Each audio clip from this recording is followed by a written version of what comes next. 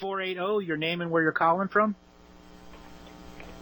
Nathan. I'm calling from Mesa, Arizona. Hi, Nate. Can you close the window or whatever you're on? I hear a lot of wind noise. I did close the window, but I have to. If it's still too much, then maybe I should call back another time. I can't even hear what you're saying over all the noise.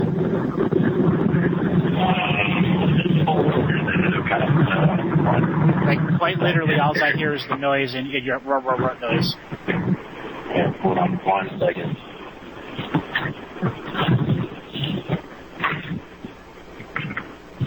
Is that better? That's a lot better. It doesn't sound like an airplane engine next to you anymore. Yeah, old car, so even if I put the windows up and everything, it doesn't really make a difference. So, well, that's anyways, I totally don't go, for readings or I believe in a couple things in my life, but I'm having a bit of a problem getting to the next step and following through with my duties and obligations. I guess I don't really even know where to start. Maybe I'll let you go ahead and start. How long have you been listening to the show for? About 10 minutes. About 10 minutes. So, what did you hear on the last caller that made you want to call in?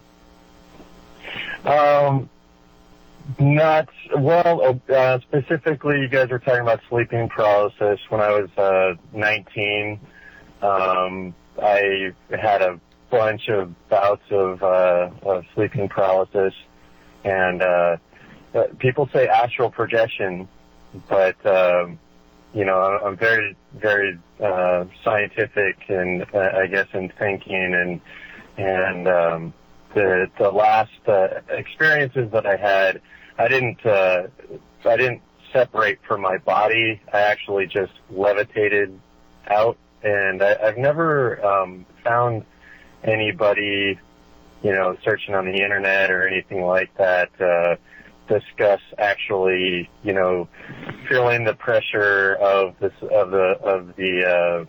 sleeping paralysis come on, and then getting past the fight or flight, thing, and then embracing it, and then instead of you floating up and seeing yourself, you're actually floating up, and you're actually levitating, like same feeling that you would have if you were in water. Or I understand. I understand what you're saying, and what's going. I'm reading your energy as you're talking, and what's going on in your life right now is a representation of actually part of the past life experiences you had.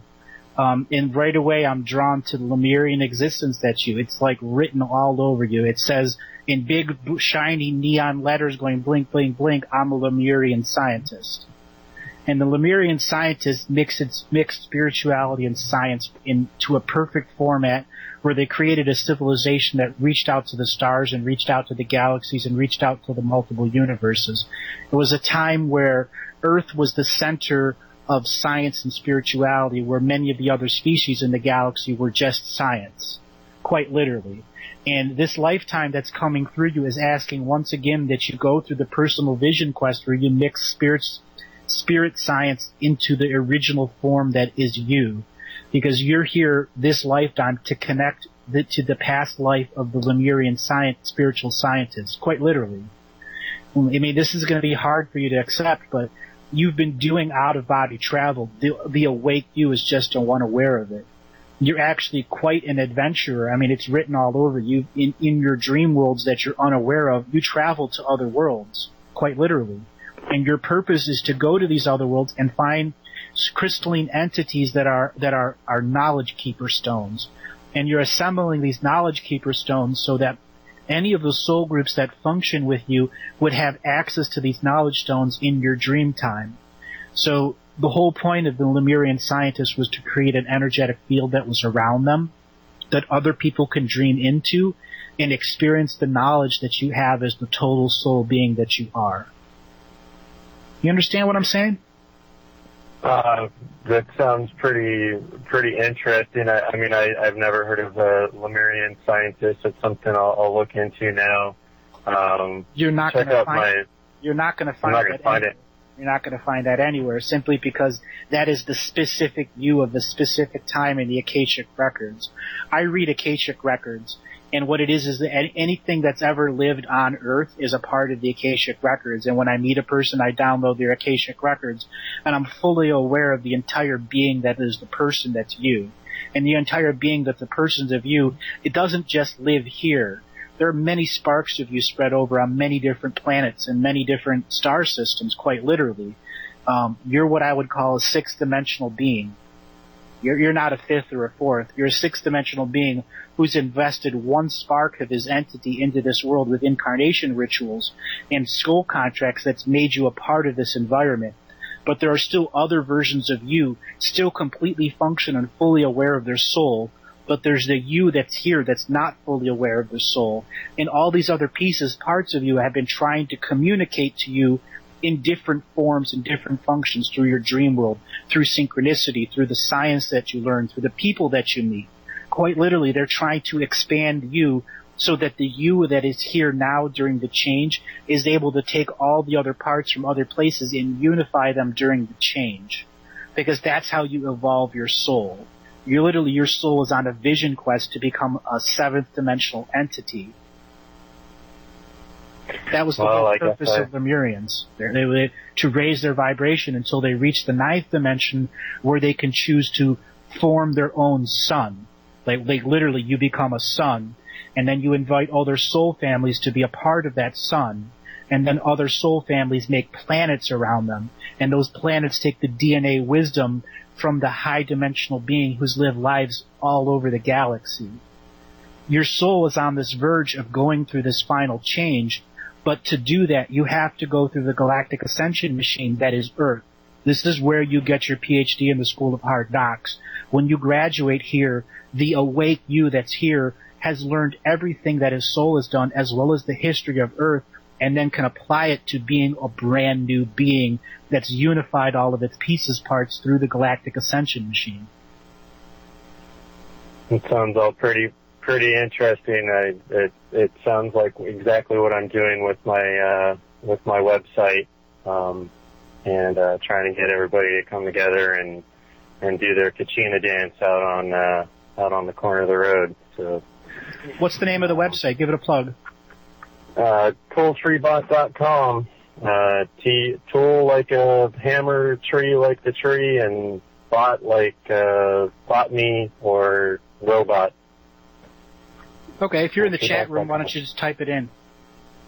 I can't, man. I'm on the road here, and I can't put it in the That's cool. Through the. Anyway, but, Tool. Thank you, man. You're welcome. Do you have any other questions? No, I just, I just need to get my gear and do all the stuff that I've been talking about, follow through my duties and obligations, and be a man like I'm supposed to be. All right. Well, I've got another caller. If you want to call in another time and get a little bit longer reading, anytime, Monday, Tuesday, Thursday, Friday, 2 p.m. to 4 p.m. out on here, doing readings for whoever calls in. Thanks, Andrew. All righty. Take it easy, guy. 480, your name and where you're calling from? Hey, it's Nathan, Mesa, Arizona. Hey, how you doing, Nathan? How you doing today? I'm doing okay. All right. Getting ready to take a run to the landfill, and found a giant scorpion today, the biggest one I've ever seen. I think I'm going to give him a new home at the landfill today. Okay. What kind of scorpion? I don't know. He's a big one. He looks like he doesn't like being in the jar that he's in anymore.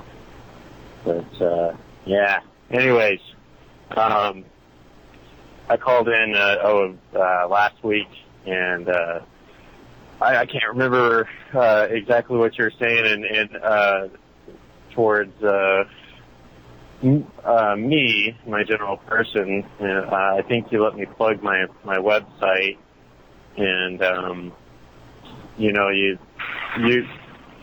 the terminology you used, you said that I couldn't really look it up. I couldn't really find it on the internet or anything, but it seemed to ring true. And I just figured I'd call in and maybe get the listeners out there as well to know that there are people out there that are doing what needed to be done.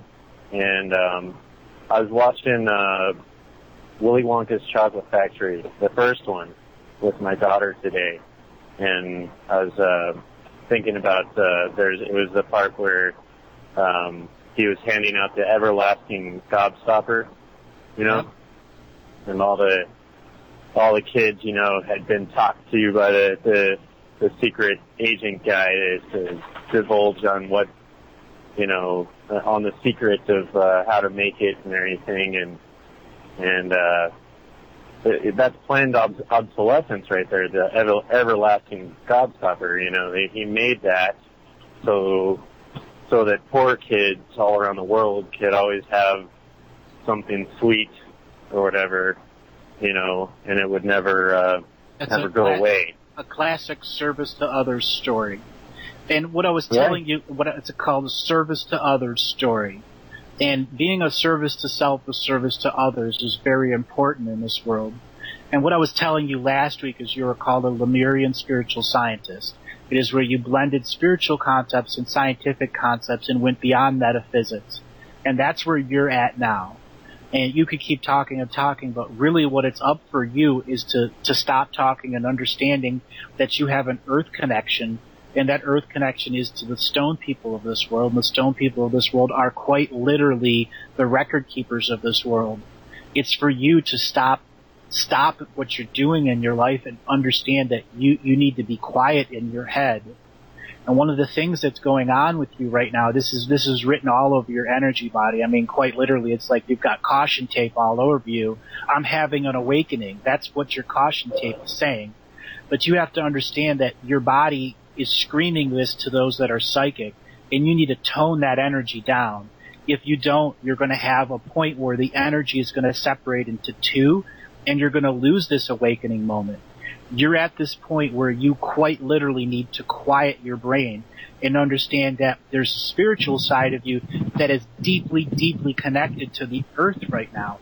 And that earth connection is flooding you full of information. And you need to take this information and slow it down and begin to translate it from its high speed mode into a slow speed mode so you can physically write it.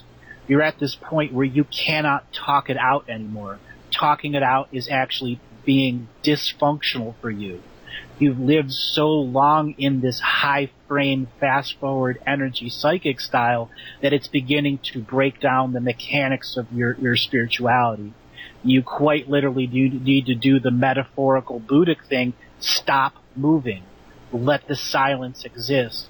If you don't, you're going to grind your gears, and you're going to have no teeth left to change the transmission from one gear of spirituality to the next. And you're going to have a very difficult time in your life if you don't slow down. So the next thing here is, if you understand, is what the information the stone people are telling you is about your life, so you can relate it to others, so others that relate to you have an understanding that we are all one in this world. We all run in this interactive, co-creative environment of Earth. The matrix of this world is wanting us to stay at fast forward. You have to disconnect from it. No matter how hyper invested you are into your website, if you don't stop, you are going to have a car crash. And if you have a car crash, the information will stop flowing, and you will find yourself in a point of writer's block, spiritual block, boyfriend, girlfriend block, daughter block, where you won't be able to function with them. You won't be speaking their same language because your mouth will still be moving at fast forward, but your spirit will be going, I don't know what else to say. And that is a separation that's coming because, quite literally, just like the other caller, you need to be on a pilgrimage. You need to disconnect from the world and take the journey, and the journey is about letting the crap go, and when you get to the spot, you deal with something else. And then the journey home is about knowing you're going back to the crap with a new set of coping skills. And then to repeat that process of journeying. In this lifetime, you're meant to go to place of power after place of power after place of power and bring your energy there. To stop at this place. Example, Sedona, Mount Shasta, any of the places of power, the Serpent Mountain in Ohio, the Newark Mountain, Newark, Ohio, Newark, Pennsylvania. You need to go to these physical places and allow your energy to exist there so that once again the stone people, which are your medicine of this lifetime, can open up to you the wisdom of action. You've been in action and action and action. You haven't allowed the action to turn knowledge into wisdom. You have a tremendous amount of knowledge. And there's a vital difference between knowledge and wisdom. And you're stuck in the knowledge state. You need to be in the wisdom state, because when you're in the wisdom state, you will reach out to 10 times the audience of what you can now. Do you understand this? Well, I think I can definitely continue on absorbing knowledge. That's something that I do have a lot of, but you're at the point you cannot absorb any more knowledge. You're going to grind those proverbial gears, metaphorical gears.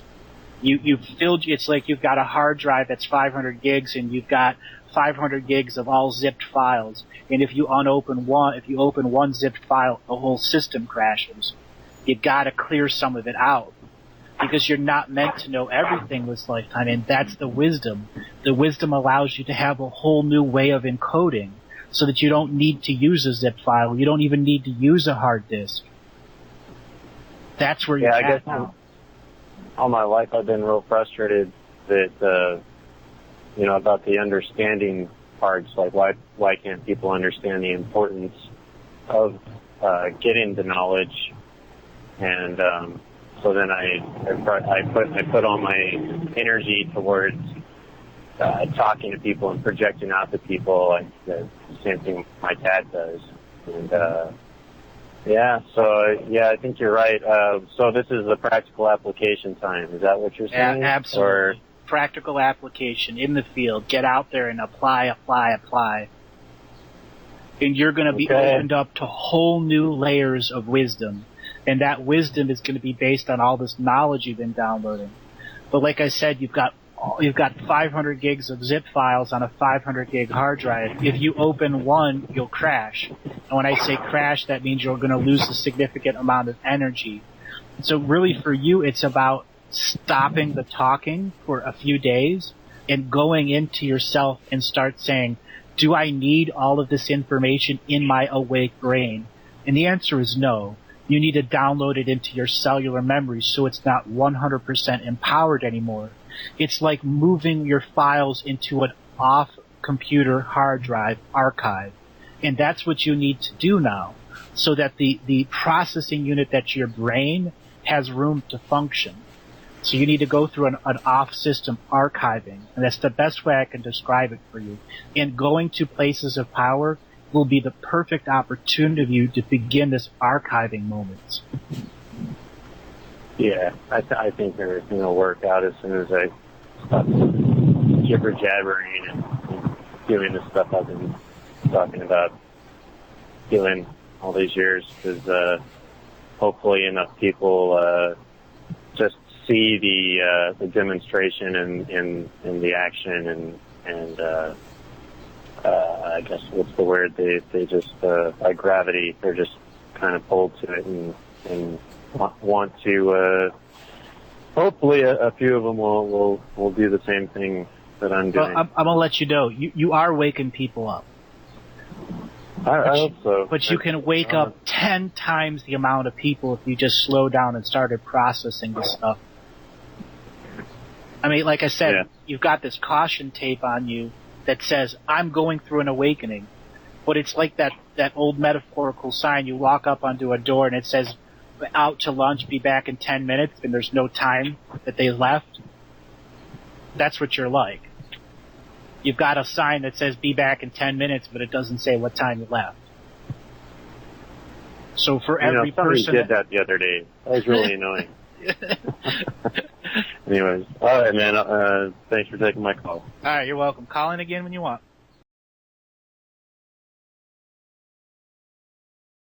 Nope. And we got our next caller. 480, your name and where you're calling from? Hey, it's Nathan again from Mesa. Hold on just a second. You were, before you started taking calls and you didn't have any, you were talking about the trickster. Mm-hmm. Were you about to start talking about that again, and then I interrupted you? No, the trickster was for a dream energy. That was for a stream read. And the trickster energy is something that when it comes up in the stream read energy, it's about understanding that there's opposition on the horizon, and that opposition can come at you from a self-deceptive, self-destructive, or self-humorous side. And that's known as the Heyoka. And the Heyoka is the trickster of the self, but there's also an external Heyoka who comes into your life and can destroy things because you allowed them into your sacred space and allowed them to do things to you by giving them your power to have power over you. Okay. Yeah, I can definitely see that. My father's really big into Native American history and is basically he's trying to get a big book published about grandmother Spider Woman, and I don't know if you had visited my site before, but the main aspect of it is to get people to go be a dancer, like a kachina dancer, out on the corner of the road. And so when you lined up the trickster as a dancer, I was just wondering your thoughts on that, because it's been kind of like a conflicting thing for me my whole life, going through this, and even before I decided that this is, well, you have to come to an understanding that a dancer exists because of ritual and ceremony. There would be no dance without the drum, and there would be no drum without the dance. And there's a male and female interaction into the rhythm. And then when one comes into the kachina concept, the kachina is where the dancers put on ceremonial garb that represented oral tradition of those people. And the kachina's purpose was to represent how the gods interacted with man through ceremonial expression of story. And just as I was saying that before, tones was a twisted hair, the twisted hairs were the ones who told the stories. And they are also the ones that control the rhythm and pace of the drummers and the dancers and the story being told. So to have a kachina dancer sitting on the side of the road makes no sense without the ceremonial energies attached to it. So the big advice for you is to go and to sit in ceremony, to understand the whole purpose of the expression of the story was to remind you how the gods interacted with the people, because it was all passed down through oral tradition, and the oral tradition was the truth. It was not embellished. And that's a common misconception among white eyes that try to come and understand what the red souls are expressing. Because when one comes in with the science to understand spirituality, they fail. But as I said before, you are the mix of the science and spirituality person. You are a Lemurian spiritual scientist. You are truly meant to blend all of those concepts till you create a whole new level of metaphysics. And you're at the very founding level to that. And you must pick up a drum. You must pick up the ceremonial dancer for you to express about that stuff, yet you have not experienced it in ceremony. And that's the disconnect that you have now. You don't have that ceremonial drum time. You do not have the time with the fire. You do not have the great shaman singing to the four directions, calling out to the all of nature. We are alive and a part of this ever co-creating world through expressive prayer to all of the different sentient species that live in here, from two-legged to four-legged to creepy crawlies to the finned ones to the fish to the winged ones.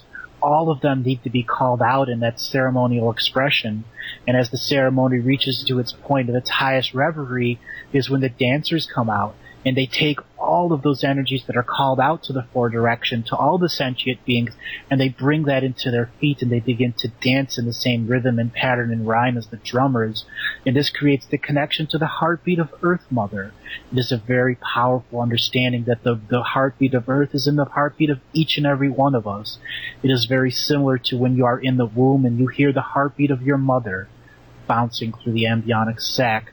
And this is the heartbeat of Earth Mother that exists in every soul at this lifetime. And it is our purpose through ceremonial and ritual dance and expression of drums and music to connect to the heartbeat of Earth Mother, so our footsteps are in conjunction with the heartbeat of Earth. And one is that as an expression of this ceremonial time is the creative uniflow of this world. And the creative uniflow of this world is forward projection of life force connected to Earth. That is the purpose of ceremonial time. And those that do not have ceremonial time must create their own ceremonial time and learn how to tap their foot in rhyme with the drums or the cymbals or the rattles, so that they can stand up and dance and express themselves in a co-creative manner that allows them to interact with the world of the spirits and the world of man, knowing that all worlds are layered one over another. We experience each world individually, yet each world is exactly the same, simply layered on top of each other like transparent paper. Yeah. But you see, that's exactly what I feel I'm called to do. Not stand there out on the corner, but to actually celebrate and do a dance out there and have that space.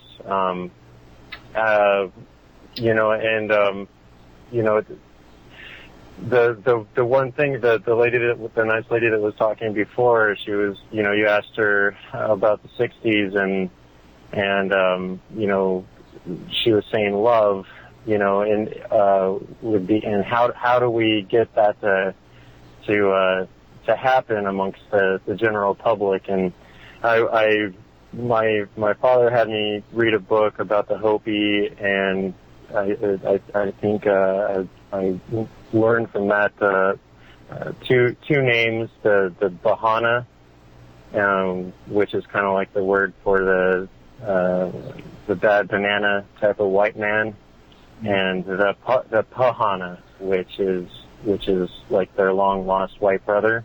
Mm-hmm. Does that sound about right as far as what? That's correct. My question to you is: you ever gone to any of their ceremonies or rituals? My father has. He's done a lot of that stuff, and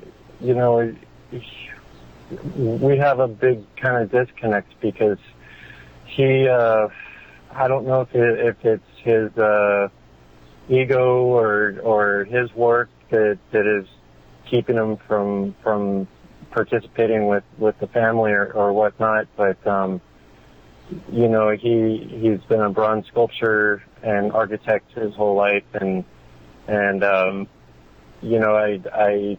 aside from all of my experiences with hallucinogenics when I was younger,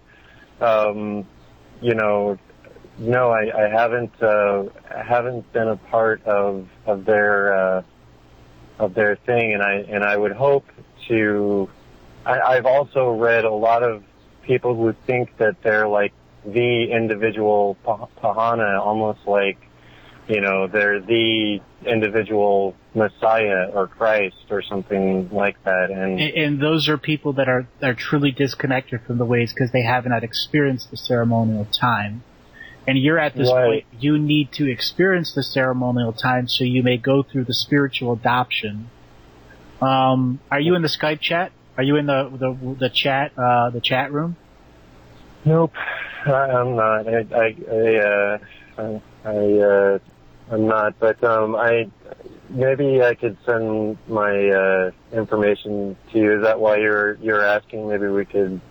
Oh no, I'm going to put something in the chat room here, and it's called nameandhod.org, and that's how you get spiritually adopted into a tribe, and how you get to go and learn their rituals and rites, and it's not easy, and they do charge money, and the reason they charge money is very specific. There has to be an exchange of energy.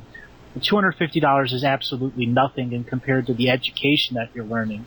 You learn the ritual dance, you learn the ceremony, you get to do the sweat lodge, you get to do all the ceremonies that are a part of the family. And that's what you need in your life, separate of your father.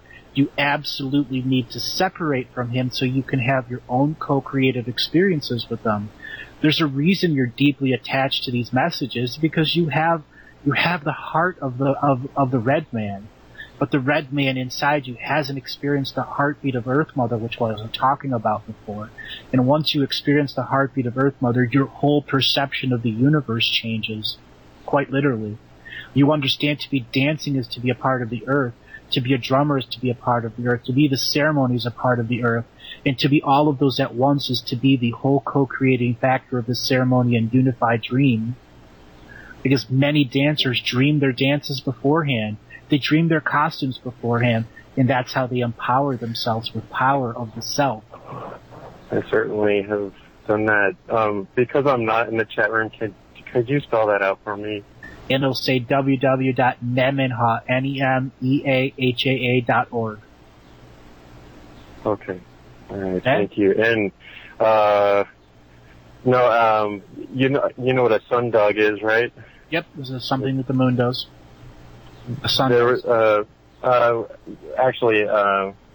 During the daytime, when you see like a rainbow, coming from the ray of the sun hit a cloud or makes a little sundog. At least that's what I was always told it was. Well, I know there's a lot of human signs out there getting paid for money to wave a sign for like buy gold or this or that. Well, that's the thing. But, you can't possibly understand what the sundog cycle is not being in ceremony. And this is where let me finish. This is where many people in the Native American cultures get very angry. If you've never experienced the ceremony, you do not have the perception to understand what the sundog means to those people. And what you're doing is experiencing the prism of understanding separate of the ceremony, so you are still using a cultural perception. And for as much as you think it's 100% correct, it's 100% wrong. Oh no, I really I don't know what any of that means per se, and I wouldn't claim that I would. But in practicing, because I didn't know if I could actually get out on the corner of the road and do something like that. I did actually do it for money one day for some housing development, and this weird thing happened. As usually a sundog is just a spot in the sky, but I had, instead of just spots of rainbows, I had like 8 circular rainbows basically form on top of me in the sky right above me, and it's really weird. Really just kind of kept it with me. I have no idea what it means, and I would never claim to. That's a message from the universe to you. Wake up, find your spiritual side, go to ceremony. Because if you experience that from the ceremonial perspective, it will speak infinite volumes of information to you. It was a reminder to the inner soul that you can't understand the meaning of that message without the ceremony behind it. And it's saying to you, you need to go in the ceremony so you may experience this once again. There have been spirals in the sky that were created in Norway. There are other sundog moments all around the world, each one meaning something different to the observers from the different lands that there are. And the type of land that you're on now is very important, that it has a tradition behind it. And even though you are born of a different family this lifetime, there's a soul within you that's a part of that tradition. And you must express it. You must learn from it. You must be a part of it. So the next sundog moment that's there, you understand it through the prism of ceremony. And so understanding it through the prism of ceremony connects you to the heartbeat of Earth Mother. And once you're connected to the heartbeat of Earth Mother, you understand Earth's heart. quite literally. Yeah. And when you come from the perspective of Earth's heart, we are all a universal species. We are all one being, and we can love each other enough that we can let go of ignorance and intolerance and live in a world of peace, love, and unity and wholeness. We can manifest the fifth world of peace and allow the Rainbow Warriors to coexist among all species. Because you are a Rainbow Warrior, whether you know it or not. What do you think of the conflict amongst the tribes right now? Is it with, I guess you could say maybe the progressive influence of the tribes? Each one is dealing with their own soap opera, and each of those soap operas are a modern culture that really didn't exist in the past. And as we white people begin to return to the land and try to learn, even if we don't practice their way, just try to learn, they will begin to learn to let go of their own family dramas.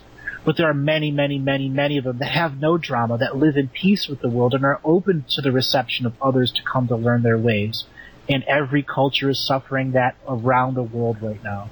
It's about letting go of the pain of the world and returning to ceremonial time to honor the spirit beings, to honor the sky brothers and the sky sisters, to understand the creepy crawlers that live in this world that are sentient beings too, to give honor to the Great Spirit and the great mystery that lives within the Great Spirit.